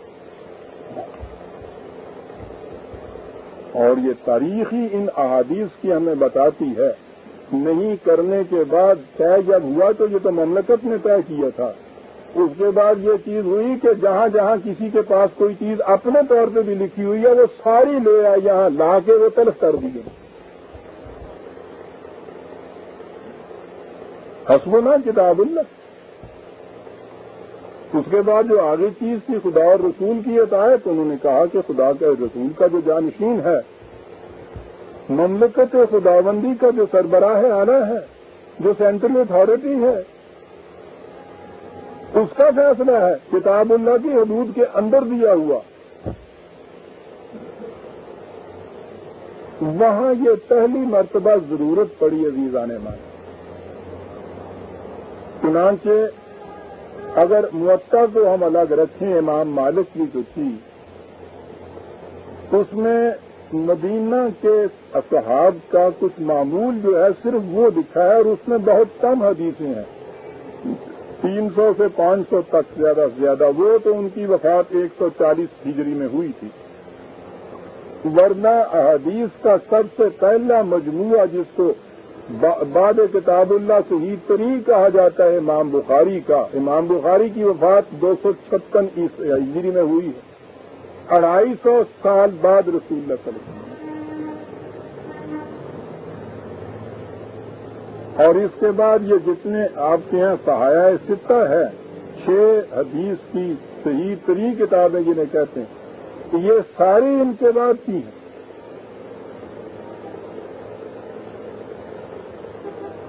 اور یہ بھی ایک عجیب چیز ہے تاریخ کی ضمن کہ یہ جتنے بھی جامعین حدیث ہیں جن کے یہ مجموعے آپ کے ہاں حدیث کی اتھارٹی کی 6 کتابیں کہلاتی ہیں، سنیوں کی 6 کتابیں، وہ سارے کے سارے ایرانی، عربی بھی نہیں ہے وہاں، اور یہ سنیوں کے مجموعے ہیں۔ شیعہ حضرات کے اپنے الگ 4 مجموعے ہیں اس قسم،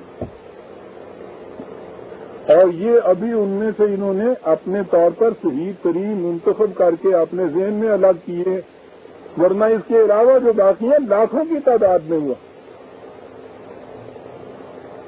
لیکن یہ مجموعے کس طرح سے مرتب ہوئے کئی دفعہ بات آ چکی ہے۔ پہلے کوئی ریٹن ریکارڈ نہیں تھا جن سے یہ مرتب ہوئے، خود اس کتاب کو اٹھا کے دیکھیے، ان میں یہ چیز ہے کہ مجھ سے فلاں نے کہا، ان سے فلاں نے کہا، ان سے فلاں نے کہا، اور پیچھے تک جاتے جاتے کوئی حدیث تو کسی صحابی تک چلی جاتی ہے کہ ان سے فلاں صحابی نے کہا، حضرت ابو ہریرہ نے، یا کوئی حدیث ہے کہ رسول اللہ صلی اللہ علیہ وسلم نے یہ فرمایا. 200-250 سال کے بعد بغیر ریٹن ریکارڈ کے اس طرح سے روایات کی سند دیتے ہوئے ایک چیز جو ہے رسول اللہ صلی اللہ علیہ وسلم تک پہنچائی جاتی ہے، وہ جتنی یقینی ہو سکتی ہے ظاہر ہے. ظاہر تو اس سے ہے کہ جنہوں نے یہ لکھا ہے وہاں ہر حدیث کے بعد یہ کہتے ہیں خود کہ یہ او کما کالا رسول اللہ صلی اللہ علیہ وسلم، یہ یا یوں جیسے حضور نے فرمایا ہو، یعنی انہیں خود اس بات کا یقین ہو نہیں سکتا. اور اس کے بعد اگر آپ یہ تاریخ اس عمر کی لیں کہ یہ وضع کتنی حدیثیں ہوئی تھیں ان کے معیار کے مطابق، لوگوں نے کتنی گھڑی تھی، اور لاکھوں کی تعداد اس میں وہ آ جاتی ہے. لیکن اس طرح سے یہ چیز لا کے یہ کہا گیا کہ صاحب اب اطاعت خدا کی قرآن کے مطابق، اطاعت رسول کی احادیث کی بھی، یہ بھی وحی وہ بھی وحی. اس وحی کی تلاوت ہوتی ہے، اس وحی کی تلاوت نہیں ہوتی. صرف یہ چیز وحی مطلوع اور وحی غیر مطلوع. یہ جو تصور ہے وحی کی دو قسموں کا، یہ یہودیوں کے ہاں تھا. ان کے ہاں تورات کے ساتھ حضرت ہارون علیہ السلام کی اولاد کی جو باتیں یا روایات تھیں وہ وحی غیر مطلوع کہلاتی. یہ دو چیزیں آپ کے ہاں پھر سند قرار پائیں. اب اس میں گنجائش بڑی ہو گئی صاحب.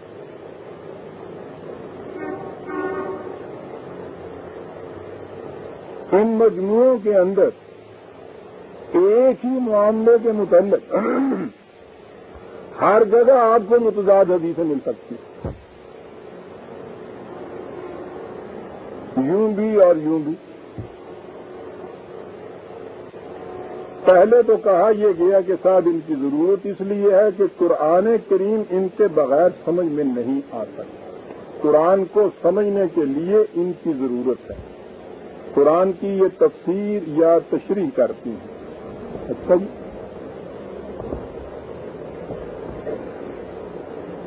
وہ تفسیر اور تشریح بھی یہ کہ جیسا میں نے کئی دفعہ کہا ہے کہ قرآن کی کسی آیت کے متعلق جب یہ کہہ دیا جائے کہ حضور نے اس کی یہ تشریح فرمائی ہے، پھر کون سا مسلمان ہے جو یہ کہے کہ نہیں صاحب میں اس سے الگ کوئی تشریح کہتا ہوں، یہ تشریح زیادہ اچھی ہے معاذ اللہ. تو وہ جو تشریح بھی کہی گئی اس کی بھی یہ کیفیت ہو گئی کہ وہ بھی فائنل ہوئی، لیکن اس سے بھی بات آگے چلی. ایسی بھی یہ روایات تھیں جو قرآن کے خلاف جاتی تھی. اب اس صورت میں کیا کیا جائے؟ آپ کے ذہن میں بے ساختہ یہ بات آئے گی کہ صاحب بہرحال قرآن کا تو مقام اونچا ہے، قرآن کی بات کو حکم یا اتھارٹی مانا جائے، اس کے متضاد جو بات جاتی ہے ہم کہیں گے کہ یہ رسول اللہ صلی اللہ علیہ وسلم کی نہیں ہو سکتی. نہیں، کہا یہ گیا کہ جہاں یہ ایسی چیز پیدا ہو کہ اس میں تضاد ہو، یہ حدیث قرآن کی آیت کو منسوخ کر سکتی ہے.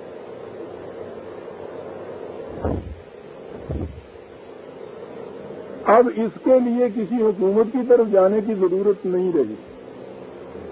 یہ جو تھے مجموعے یہ ان حضرات کے پاس آ گئے. اب امت کو خدا اور رسول کی اطاعت پوچھنے کے لیے ان کی طرف جانا پڑا.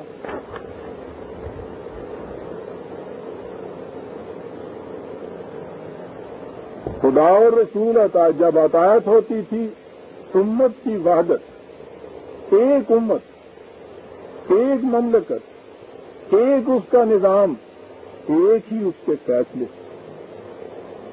اس لیے کہ وحدت کا نام ہی تو توحید، جیسا کہ متعدد بات میں نے عرض کیا ہے. قرآن کریم میں بنص صریح کہا گیا ہے کہ فرقہ بندی شرک ہے.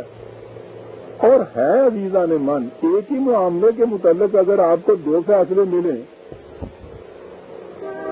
دونوں فیصلے خدا کے تو ہو نہیں سکتے، کیونکہ قرآن نے یہ کہا ہے کہ میرے من جانب اللہ ہونے کی دلیل یہ ہے کہ اس میں اختلافی بات نہیں ہے، تو دو میں سے بہرحال ایک فیصلہ خدا کا اگر ہو تو دوسرا تو کسی غیر اللہ کا ہوگا، اور یہیں سے تو تفرقہ یا فرقہ بنتا ہے، اور اسی لیے قرآن نے اس کو شرک قرار دیا ہے۔ یہ وہ مقام آیا جہاں ان میں سے مختلف لوگوں نے مختلف فیصلے دیے اور اپنے ہر فیصلے کی سند میں کوئی نہ کوئی حدیث جو تھی اس کو نقل کیا۔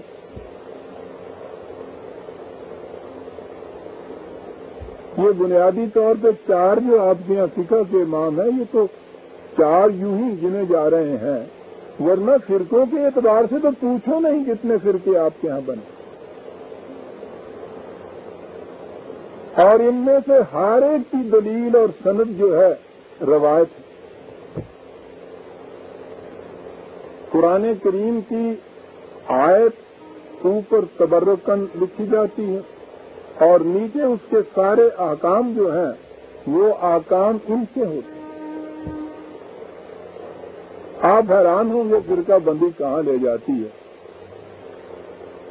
احکام القرآن کتاب کا نام، آپ کے ذہن میں آئے گا کہ ٹھیک ہے سر، یہ احکام القرآن اگر کہیں سے بھی کتاب مل جائے تو بڑی بات ہے صاحب، قرآن کے احکام القرآن جساس کی، چلیے صاحب انہوں نے قرآن کے احکام کو قرآن سے الگ کر کے ایک جگہ رکھ دیا، ٹھیک ہے، قرآن کے احکام ہوئے۔ میں نے بھی ایک چھوٹا سا مجموعہ ہے قوانین قرآنی مستقل اقدار، قرآن کی آیات اس کے اندر رکھ دی ہیں، مختلف عنوانوں کے ماتحت ان کو تجوید کے ذریعے پانی دے دیجیے، ٹھیک ہے، جو ساتھ نے یہ کیا ہوگا۔ اس کے بعد احکام القرآن ابن عربی، اچھا جی ہم اس کی طرف بڑھے۔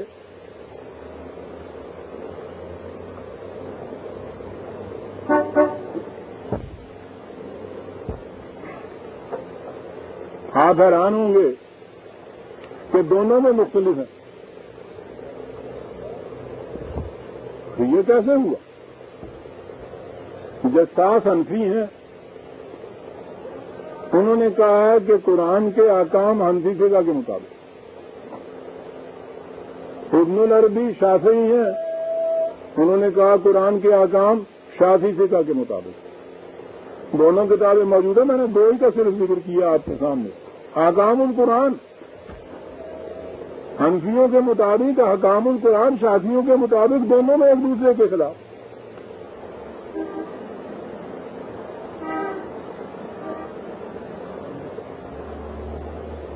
یہ تو احکام کی بات ہے، آپ کو پتا ہے کہ قرآن کا حنفی ترجمہ بھی ہے۔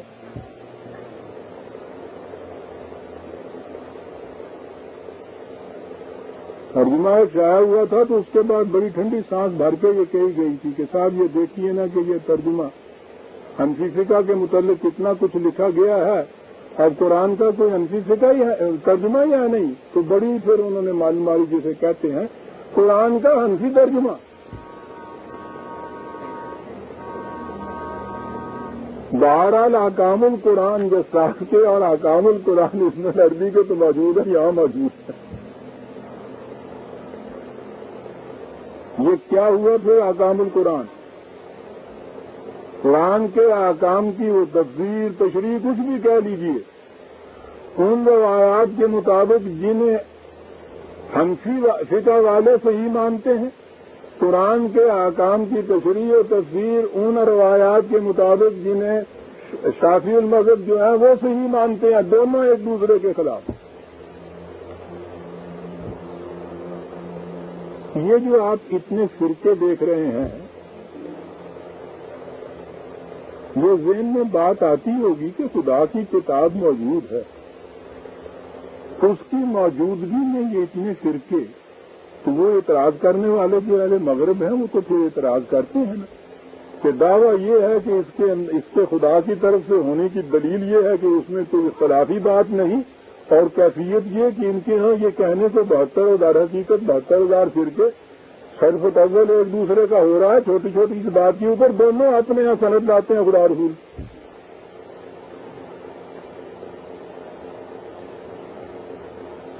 کہتے ہیں کہ پھر وہ کون سی چیز ہے جسے آپ کہتے ہیں کہ ہمارے یہاں تفرقہ نہیں ہو سکتا، اختلاف نہیں ہو سکتا؟ جساس کے احکام القرآن اور ابن العربی کی اور الفقہ والا مذاہب اربع وہ کتابیں میرے یہاں پڑھی ہوں، ان کو اگر آپ اٹھا کے دیکھیں چاروں مذاہب کی کتابیں. اور اس کے ہاں تو اب ایک اور سلسلہ شروع ہوا ہے انسائکلوپیڈیا فقہ والوں کا، 8 مذاہب کی کتابیں. اور یہیں تک بات تھوڑی ختم ہو گئی، چلا چلے.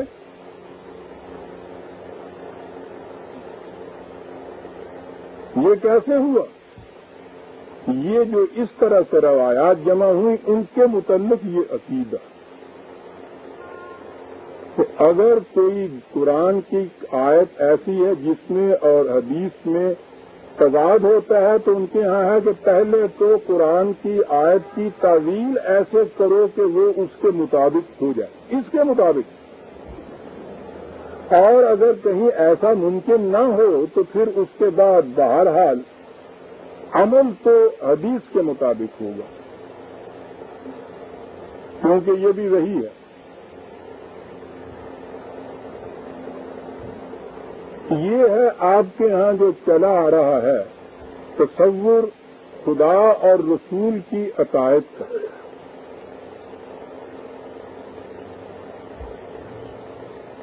بات آگے بڑھ گئی. اب اس کے بعد جتنی آپ کے یہاں حکومتیں قائم ہوئی ہیں وہ مسلمانوں کی حکومتیں تھیں، اسلامی حکومت آپ کے یہاں پھر قائم نہیں ہوئی ہے. آپ کہیں گے کہ بہت بڑا بول ہے جو تم نے بول دیا. بات بڑی صاف کی ہے. اسلامی حکومت وہ ہے نا کہ جس میں مرکز خدا کی کتاب ہے، جس کا دعویٰ یہ ہے کہ اس میں اختلاف نہیں. تو اسلامی حکومت کے اندر جو مسلمان بسنے والے ہوں گے، جو قانون اس حکومت کی طرف سے نافذ ہوگا وہ ان تمام کے اوپر یکساں طور پہ اس کا اطلاق ہوگا نا. اسلام کے احکام مسلمانوں پہ نافذ کر رہی ہے ایک حکومت، اور آپ کے ہاں اس پوری تاریخ میں سوائے صدر اول کے اس کے بعد کوئی ایسی حکومت قائم نہیں ہوئی جس میں جو حکومت جو انہوں نے قوانین نافذ کیے ہوں مسلمانوں کے تمام فرقوں نے اس کو اسلامی مان لیا ہو. منوا لینا تو پھر اور بات ہے نا.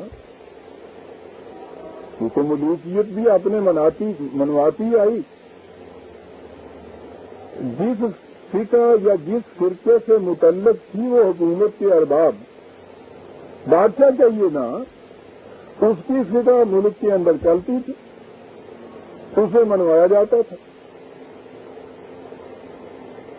شخصی قوانین میں مختلف فرقوں کو اس کی اجازت تھی اپنی اپنی فقہ پہ وہ عمل کر لیں. آہستہ آہستہ لوگوں نے بھی سمجھ لیا کہ اصل میں دین جو ہے، اسلام جو ہے وہ تو یہ شخصی قوانین، باقی چیزیں جتنی ہیں وہ مملکت اور حکومت کی، وہ دنیا کے معاملات ہیں. اور مطمئن چلے آئے. یہ ہے اسلام کا تصور جو آپ کے یہاں چلا آ رہا ہے. یہ ہے آپ کے یہاں جو حکومتیں قائم ہوئی ہیں. ہر حکومت میں یہ جو ارباب حکومت تھے، جو ان کا مذہب تھا، جس فقہ سے وہ متعلق تھے، وہ فقہ مملکت کے اندر نافذ رہی. اسلامی قانون تو نافذ نہیں رہا. اسلامی مملکت وجود میں آئی نہیں. اس کے بعد اتفاق یہ تھا کہ اس تمام دوران میں عام مملکتوں کے اندر 2-4 مملکتیں یا حکومتیں چھوڑ کر ایران وغیرہ کی حکومتیں جہاں بنی وہاں فقہ حنفی کے ماننے والوں کی اکثریت تھی. اس لیے عام طور پہ فقہ حنفی جو تھی وہ حکومت کا قانون بنا رہا.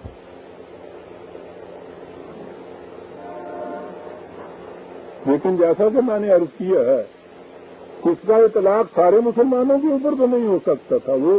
وہ فرقے موجود تھے جو اس کو مانتے نہیں ہیں اسلامی کہ شرعی، اس کی مخالفت کرتے ہیں. عزیزان مان،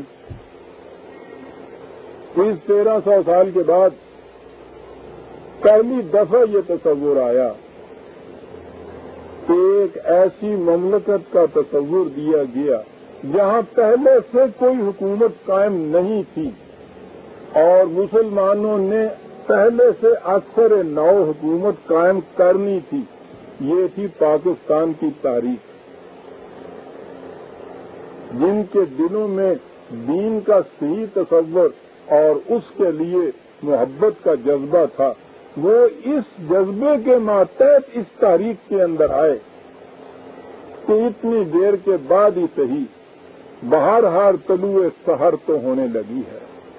کہیں ایک مملکت تو اس آسمان کے نیچے ایسی بن رہی ہے جہاں پہلے سے کوئی فقہ نافذ نہیں ہے. اور جنہوں نے اس کا تصور دیا، اقبال نے بھی یہ کہا کہ گر تو می خواہی مسلمان زیستن نیست ممکن جز بقرآن زیستن. مسلمان بننا ہے تم نے تو وہ تو صرف قرآن کی روح سے بنا جائے گا. اور انہوں نے اپنے خطبات میں یہ چیز دی، حالانکہ وہ سن 28 میں لکھے ہوئے تھے کہ یاد رکھیے امت کو اکثر نو مسلمان ہونے کے لیے ضرورت ہے کہ اس کے اندر کوئی ایسا شخص عمر کی انقلابی روح لے کر کھڑا ہو جو رسول اللہ صلی اللہ علیہ وسلم کی زندگی میں یہ کہے کہ حسبنا کتاب اللہ. بڑی پتے کی بات کہہ گیا وہ شخص. اور اس کے بعد اس نے اس مملکت کا تصور دیا. الہ آباد کے خطبے میں کہا اس نے کہ اس سے مقصد ایک تو یہ ہے کہ مسلمان ہندو اور انگریز کی غلامی سے آزاد ہو جائے، اور بڑا مقصد یہ ہے کہ اسلام پر ملوکیت نے جو تھپا لگا رکھا ہے ہم اس کو دھونے کے قابل ہو جائیں گے. اور یہی تصور تھا جو اس کے بعد قائد اعظم علیہ الرحمہ نے لیا، جنہوں نے یہ کہہ دیا کہ اسلامی مملکت کا یہ بنیادی تصور ذہن میں رکھو کہ اس کی آزادی اور پابندی کی حدود خدا کی کتاب مقرر کرتی ہے، کوئی اور اتھارٹی ہمارے پاس نہیں ہو سکتی. یہ تھے دعوی جن کے لیے اس مملکت کے لیے کو حاصل کیا گیا. لیکن ہماری بدقسمتی، مملکت حاصل ہوئی، نہ اقبال رہا نہ جنا رہا، اور زاغوں کے تصرف میں شاہی کے نشے من، اور وہی پھر قوت یورش کر کے یہاں اقامت دین، اسلامی نظام، شریعت کے قانون یہ چلی آ رہی ہیں. آپ کو معلوم ہے عزیزان من، میرے خلاف جو اتنی بڑی دگدگی بجائی گئی تھی وہ کیا ہوا؟ مذہب کے پاس کوئی دلیل نہیں ہوتی، دلیل دین کے پاس ہوتی ہے. مذہب لیبل تلاشتا ہے اور اس ایک لیبل کو مسلسل پروپیگنڈے سے اتنا گھناؤنا بنا دیتا ہے کہ جس کے ساتھ چپکا دے بس پھر اس کے پیچھے ہجوم لگ جاتا ہے. پگڑیو، ماریو، مرتد ہے، ملد ہے، کافر ہے، بے دین ہے، کسی کو پتہ نہیں کیوں ہے ایسا. یہ تو پوچھو کیوں ہے؟ یہ ساری دنیا میں کہہ دی ہے.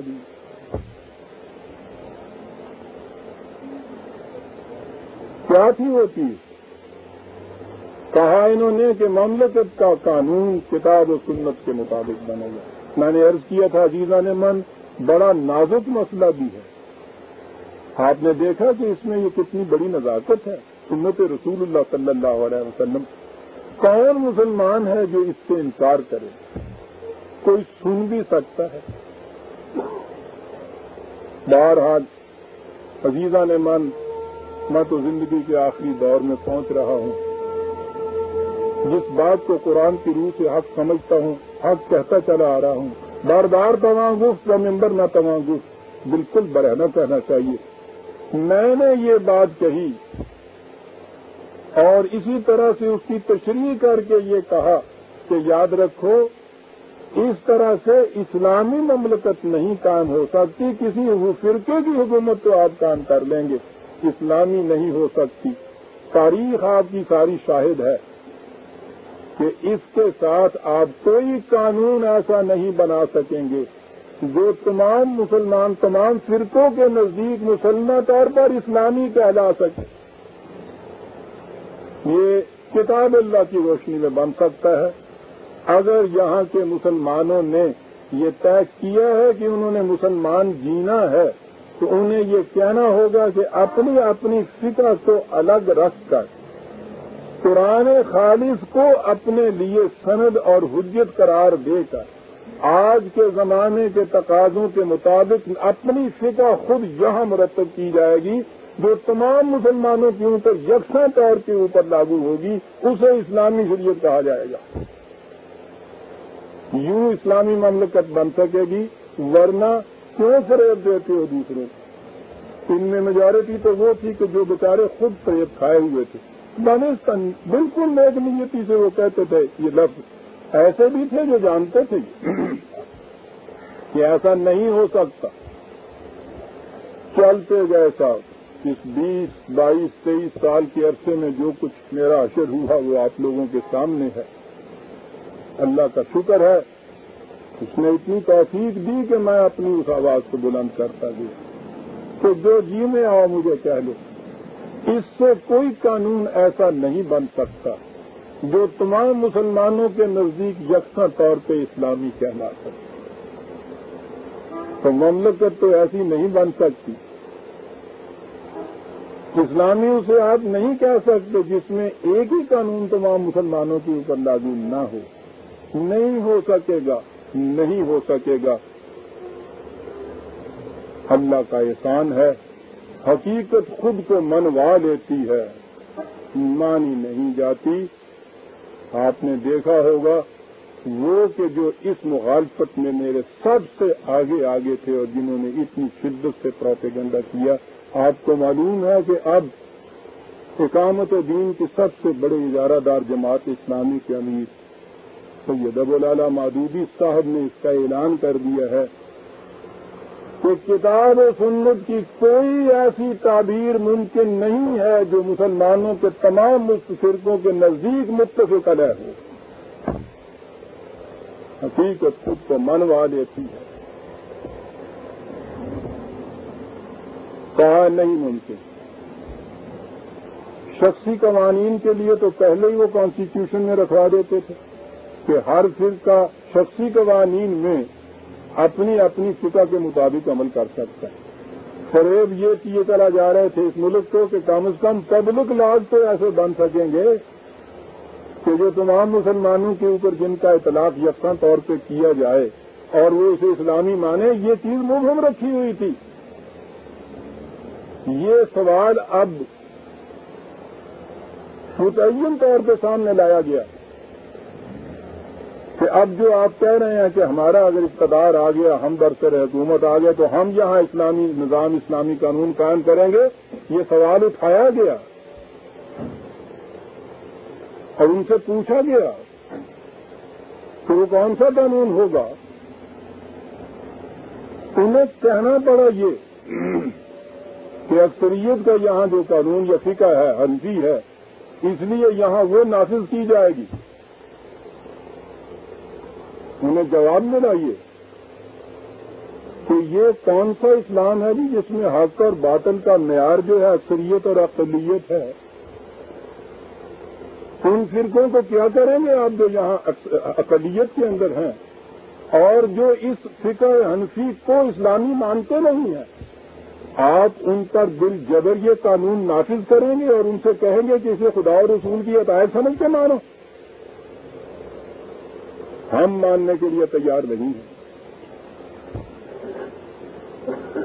مدت ہوئی میں نے یہ کہا تھا لوگوں سے, حکومت والوں سے کہا تھا جب یہ ذرا چڑ جاتے تھے نا ان کی باتوں سے, میں نے کہا تھا خدا کے لیے ایک بات میری مان لو, چند دنوں کے لیے حکومت ان کو دے دو اور ان سے کہو کہ بھائی کوئی قانون نافذ کر دیجیے ایسا جسے سارے مسلمان صحیح مان لیں. میں نے کہا آپ دیکھیں گے 4 دن میں ختم ہو جائیں گے. آپس میں ٹکرا تو کہانی بچپن میں پڑھا کرتے تھے نا کہ جب حضرت نوح علیہ السلام کے طوفان میں مومن تو کشتی میں سوار ہو کے چلے گئے تو یہ جو کفار تھے جنہوں نے ڈوبنا تھا انہوں نے یہ مٹکے خرید لیے اور وہ ایک ایک اپنے اپنے مٹکے کے اوپر سوار ہے اور وہ بھی ساتھ چلا جا رہا ہے. حضرت نوح نے یہ کہا کہ اللہ میاں یہ کیا ہوا, یہ تو چلے جا رہے ہیں. انہوں نے کہا کوئی بات نہیں ہے, ابھی آپ کو پتہ چلے گا. تو اللہ میاں نے آندھی چلا دی, وہ مٹکے ایک دوسرے کے ساتھ ٹکرا کو ٹوٹ گئے اور سارے گرد ہو گئے. میں نے ان سے کہا تھا کہ انہیں 4 دن کے لیے حکومت دے دیجیے, ان کو مٹکوں پہ سوار ہونے دیجیے, اور اس کے بعد خدا کے قانون مکافات عمل کی آندھی جو چلے گی آپ دیکھیے گا کیسے مٹکے ٹوٹتے ہیں. یا انہوں نے رسک نہیں لیا یا ان کی بات سمجھ میں نہیں آئی. لیکن اب عزیزان من متعین طور پر یہ سوال سامنے آ گیا, بتاؤ کیا ہوگا. اور انہوں نے یہ کہنا شروع کر دیا ہے آج ہی کہ اگر اس قسم کا تم قانون یہاں نافذ کوئی کرو گے تو ہمیں اپنے اور اس ملک کے مستقبل کے متعلق کسی اور زاویہ نگاہ سے سوچنا پڑے گا. آگے آگے دیکھیے ہوتا ہے کیا.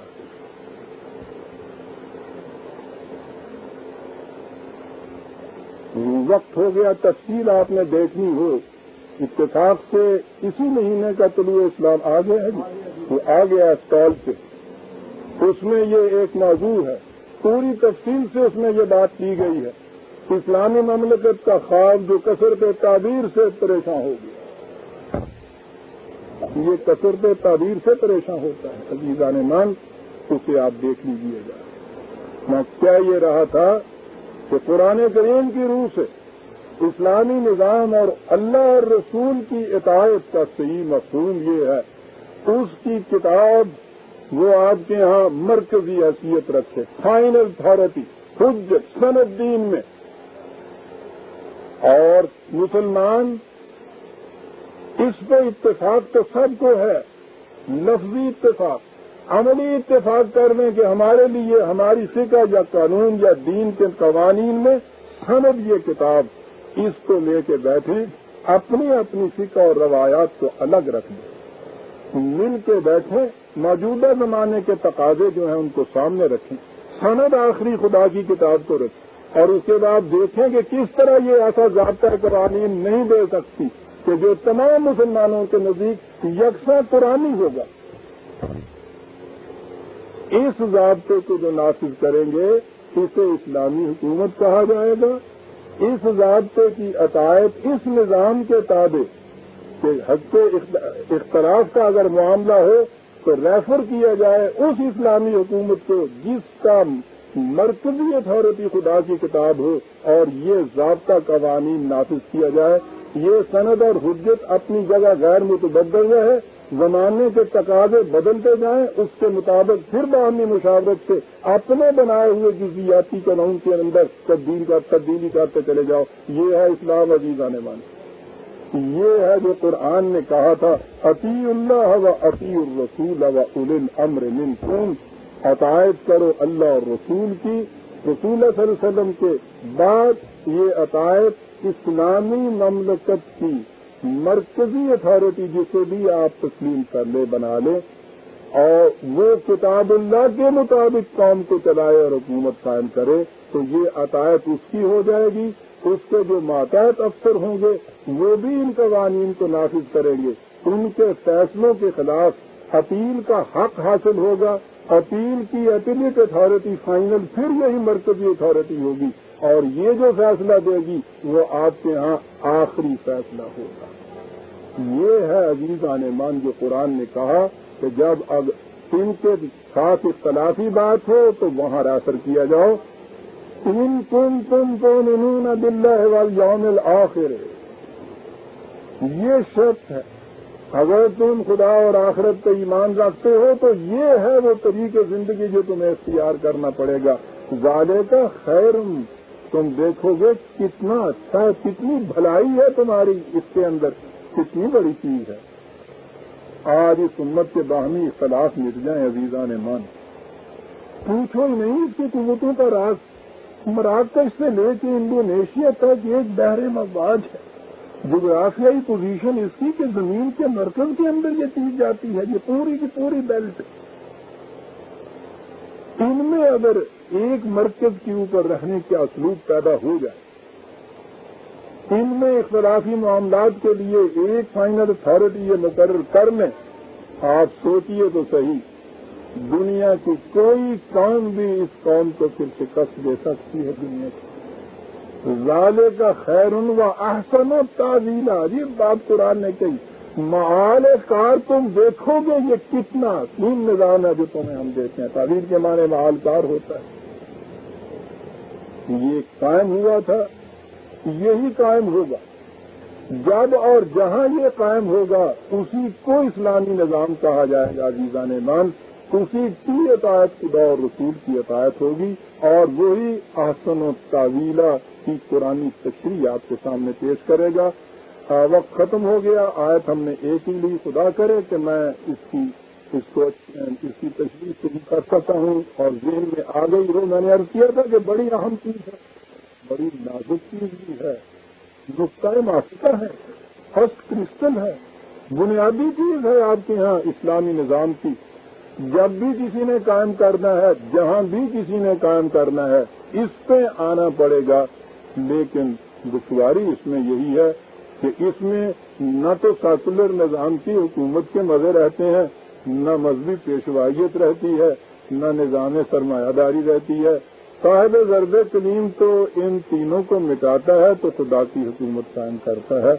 دیکھیے کہ یہ سعادت کس قوم اور کس خطہ زمین کے ہاتھ میں آئے. اس کے ہاتھ میں آئے گی جو شرط اول قرآن نے جو کہی ہے، نہیں یکفر بالطاغوت ویؤمن باللہ. ہر غیر خداوندی اتھارٹی سے انکار کرے گا تو پھر خدا کی اتھارٹی کی طرف آئے گا. جو ایسا کرے گی، جو پہلے لا میں سے گزرے گی، یہ بھی غلط، یہ بھی غلط، یہ بھی نہیں، صرف اللہ، وہ قوم اس نظام کو قائم کرے گی. اور ہمارا ایمان ہے کہ دنیا کو، انسانیت کو یہ نظام قائم کرنا ہوگا. اس کے معنی یہ ہے جو قرآن نے کہا ہے بَيُظْهِرَهُ عَلَى الدِّينِ كُلِّهِ، ہر نظام حیات کے اوپر یہ نظام قائم آ کے رہے گا. بہرحال جہاں بھی اس میں آنا ہے، یہ کسی نہ قوم خاص سے مختص ہے، نہ کسی خاص ملک کے اندر محدود ہے. یہ تو ذکر للعالمین ہے. جو قوم بھی اس کو اپنا لے گی وہی قوم اسلامی کہلائے گی. ربنا تقبل منا انک انت السمیع العلیم.